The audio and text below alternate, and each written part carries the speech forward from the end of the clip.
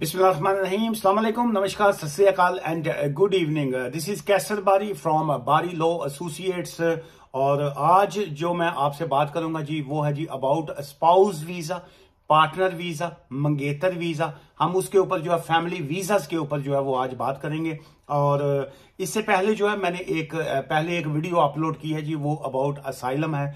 ये जो रवांडा की पॉलिसीज के हवाले से ये जो नई लेजिस्लेशन बन रही है और जो असाइलम सीकर्स को जो है रवांडा में मूव किया जाएगा उसके हवाले से है। अगर आप असाइलम के हवाले से अगर आपके कोई इश्यूज हैं तो आप पिछली वाली वीडियो जो है वो लाजमी देखिएगा। और आज जो फैमिली वीजास की बात करने से पहले जो है एक और आपको चीज बताता जाऊं।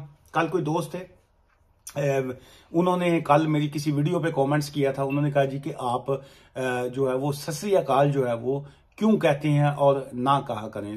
मुझे नहीं पता वो साहब जो थे वो कहां से थे, लेकिन मैं आप जितने भी लोग सब्सक्राइबर यहाँ पे आते हैं, जितने भी लोग यहाँ पे वीडियोस को देखते हैं, मैं आपका जो है सबसे पहले तो मैं शुक्रिया अदा करता हूं कि आप लोग देखते हैं और बड़े पॉजिटिव मैसेजेस करते हैं। और वो साहब जिन्होंने ये मैसेज था वो भी उनकी अपनी एक राय है, मैं उनकी भी राय का एहतराम करता हूँ, रिस्पेक्ट करता हूँ, लेकिन मेरा ये फर्ज बनता है कि मैं अपनी भी ओपिनियन दूं। देखिए, मैं मुस्लिम हूं, मैं अल्हम्दुलिल्लाह मैं मुसलमान हूं और उसके बाद मैं पाकिस्तानी हूं, उसके बाद जो है मैं ब्रिटिश हूं।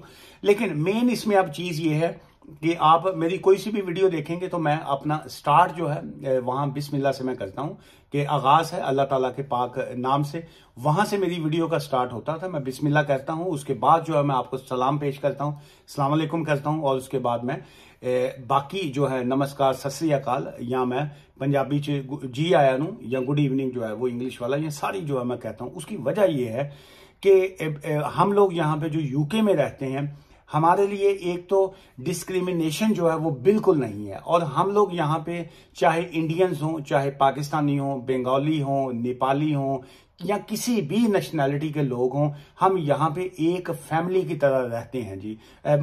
मुझे लगता है कि वो शायद वो साहब जो थे वो पाकिस्तान से था उनका, या आई डोंट नो कहाँ से उन्होंने वो मैसेज किया। मैं इसलिए मैं थोड़ा टाइम आपका लूंगा आज, एक आध मिनट और इस पॉइंट के ऊपर, और उसके बाद जो है फैमिली वीजास की तरफ जाएंगे। देखिए, कोई ये इस तरह की कंट्री में क्या होता है कि ब्रेन वॉशिंग जो है वो बहुत ज्यादा करते हैं कि जी कि शायद जो आपके रिलीजन के अलावा जो है किसी का और मजहब नहीं है। इसलिए मजहब की बहस में या बाकियों में मैं नहीं पढ़ता। सब ये आपको बताना चाहता हूं कि यहाँ पे मेरे जो मोस्टली क्लाइंट्स हैं सारे के सारे जो है कोई इंडियंस हैं, कोई पाकिस्तानी हैं या कोई यूरोपियन है या बाकी हैं। और जो सबसे अहम बात है, यहाँ पे डिस्क्रिमिनेशन जो है, रेसिज्म जो है वो बिल्कुल नहीं है। यहाँ पे चाहे गोरा हो, चाहे काला हो, चाहे इंडियन हो, चाहे कोई अफ्रीकन हो, हम लोग सारे एक फैमिली की तरह रहते हैं। और ये जिस तरह हाथ की ये 5 उंगलियां हैं, ये एक मुस्लिम है, एक इंडियन है, हिंदू है, एक सिख है, एक ईसाई, हम लोग एक मुट्ठी की तरह जो है यहाँ पे रहते हैं। और इसमें एक फिंगर को भी काट दिया जाए तो इसमें पूरा हाथ को तकलीफ होती है। इसलिए हम लोग जो है यहाँ पे बिल्कुल इस तरह की चीजों को जो है वो लाइक नहीं करते। और जिन दोस्तों को इस तरह का ऑब्जेक्शन हो कि जी आप ये सत श्री अकाल ना करें या आप नमस्कार ना करें, मैं उनसे ऐसे हाथ जोड़ के रिक्वेस्ट करूंगा कि काइंडली, मुझे इससे कोई फर्क नहीं पड़ता कि आप चैनल को अनसब्सक्राइब करके आप मुझे छोड़ना चाहें, बिल्कुल आप जा सकते हैं, लेकिन मुझे इस तरह की चीजें बिल्कुल नहीं पसंद जो है। मैं इंसानियत वाला शख्स हूं और मेरे लिए तमाम मजहब के लोग जो हैं मैं उनकी रिस्पेक्ट करता हूं। और इसलिए मैं आपसे बल्कि रिक्वेस्ट करूंगा कि आप भी तमाम मजहब की इज्जत करें। लेकिन बहरहाल आपका एक अपना जाती फेल है, जो भी आप करें, लेकिन यह है कि यहाँ पे मुझे बिल्कुल नहीं पसंद कि कोई भी शख्स जो है वो इस तरह की नेगेटिव जो है वो कमेंट्स करें या कुछ और करें। चलिए, अब फैमिली वीजास की अगर हम बात करें तो इस वक्त जो थ्रेश होल्ड है जी फैमिली वीजास का जो है, आप चाहे अपना उसका स्पाउस का वीजा अप्लाई करें, खामद का, हस्बैंड का, वाइफ का वीजा अप्लाई करें, as a British passport holder, as a ILR holder, indefinite leave to remain holder, या आपके पास सेटलमेंट है। बेसिकली 3 जो है वो कैटेगरीज है, 3 तो नहीं है बल्कि 5 आप कह लीजिए। नंबर 1 तो ये आ गया ब्रिटिश पासपोर्ट है आपके पास, सेकंड आपके पास ILR है, indefinite leave to remain, third आपके पास सेटलमेंट है, फोर्थ आपके पास ह्यूमैनिटेरियन प्रोटेक्शन आपको मिला हुआ है, फिफ्थ आपके पास डोमेस्टिक वायलेंस की वजह से या किसी और केस की वजह से आपको फुल सेटलमेंट मिल चुकी हुई है। तो इसके बाद आप अपनी वाइफ को या आप अपने हस्बैंड को, या चूंकि अभी यूके का कानून है कि आप मैन टू मैन जो है वो भी लेके आ सकते हैं। अगर मैं एज अ मेल हूं तो मैं अगर अपने मेल किसी बॉय के साथ जो है गे मैरिज करना चाहता हूं तो वो भी अलाउ है।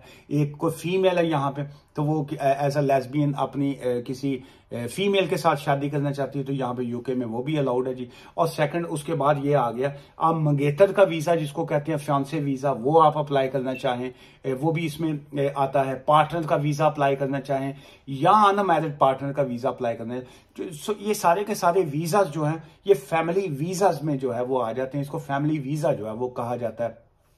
उसका थ्रेशोल्ड जो है जिसकी इनकम आपको शो करनी पड़ती है बाकी रिक्वायरमेंट के साथ साथ जो है, जैसे बाकी रिक्वायरमेंट का आपको पता ही है, अकोमोडेशन आपको शो करनी पड़ती है, मिनिमम 1 बेडरूम एक्स्ट्रा जो है वो सेम है एज इट इज जो बाकी उनकी तरह है। जो इंडिया पाकिस्तान या ऐसे थर्ड वर्ल्ड कंट्री से लोग आते हैं उनको इंग्लिश लैंग्वेज A1 का जो सर्टिफिकेट है वो पास करना पड़ता है, प्लस आपको टीबी टेस्ट वगैरह जो है चंद एक कंट्री से जैसे इंडिया है, पाकिस्तान, बांग्लादेश, नेपाल ऐसी जगह से है, दुबई, सऊदी अरब वहां से एग्जेम्प्टेड है। सो वो वाली सारी की सारी requirement same as it is वैसी की वैसी हैं जैसी पहले थी, उसमें कोई फर्क नहीं आया।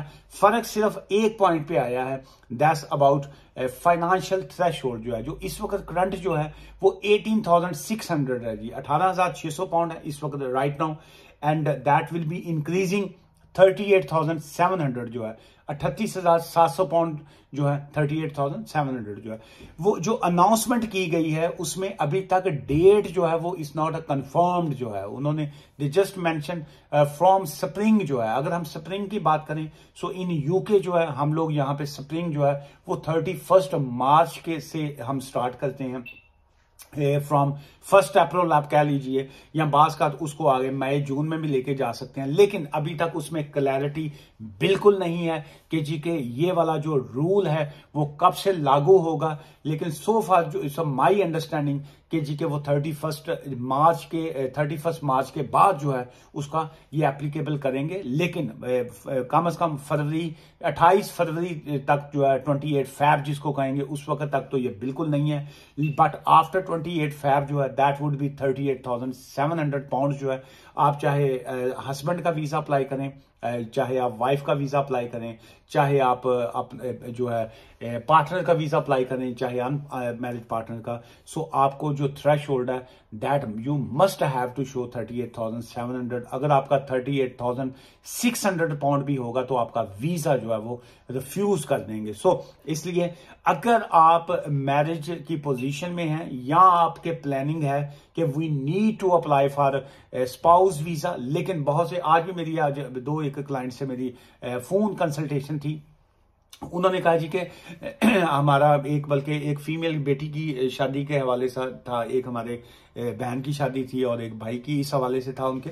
उन्होंने कहा जी कि हम लोग मार्च के बाद, कोई अप्रैल में कोई शादी है, किसी की जून में है, उन्होंने कहा जी कि हमने तो उसके बाद करनी है, लेकिन हमें तो पहले ही 18,600 जो है वो बड़ा मुश्किल से हम उसको हैंडल कर पाए थे, तो वो क्या करेंगे। तो मैंने फिर उनको एडवाइस किया कि अभी चूंकि उस वक्त आपको 38,700 तो मस्ट है, फिर उसके बाद अभी ये 16 जनवरी के बाद IHS के जो चार्जेस हैं वो भी इंक्रीज हो रहे हैं जी। अभी 624 पाउंड पर ईयर हैं, वो बाद में 1035 होंगे।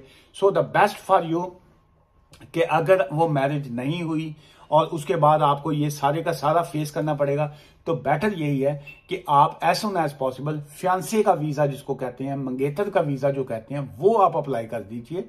उसमें ऐसा आपको नुकसान नहीं है। उसमें होता क्या है, आप जब फियांसे का वीजा अप्लाई करते हैं तो वो वहां से उनको वीजा मिल गया, एक तो आपका 624 पाउंड जो है वो भी पे करना पड़ेगा पर ईयर और वो आपकी फीस उसमें बचत आएगी। सेकंड, आप 18,600 के थ्रेशोल्ड पे ही आएंगे और जब वो यहाँ पे पहुंच जाएंगे तो उसके बाद जो है आपने विदिन 6 मंथ जो है उनकी मैरिज यहीं पे रजिस्टर्ड करनी है और उसके बाद उनका वीजा जो है स्पाउस वीजा यहीं से स्विच हो जाएगा। They don't need to go back, उनको वापस जाने की जरूरत नहीं है, वीजा यहीं से स्विचिंग होगी।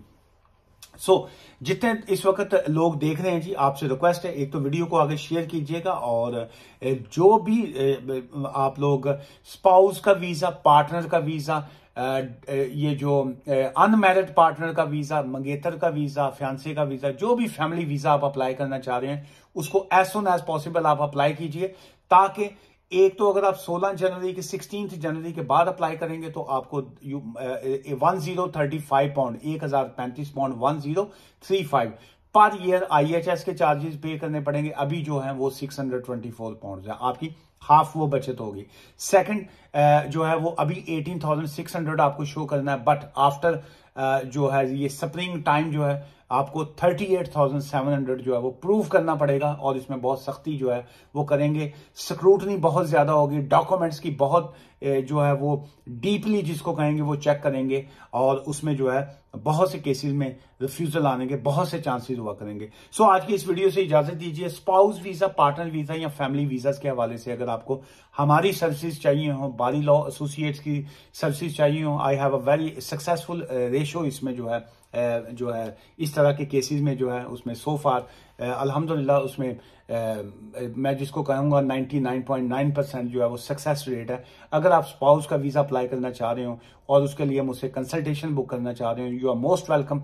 आप अपना फोन एडवाइस या फेस टू फेस कंसल्टेशन आप जो है हमसे फोन करके बुक कर सकते हैं या टेक्स्ट मैसेज करके बुक कर सकते हैं, लेकिन हमारा ऑफिस जो है वो कंसल्टेशन की फीस चार्ज करता है।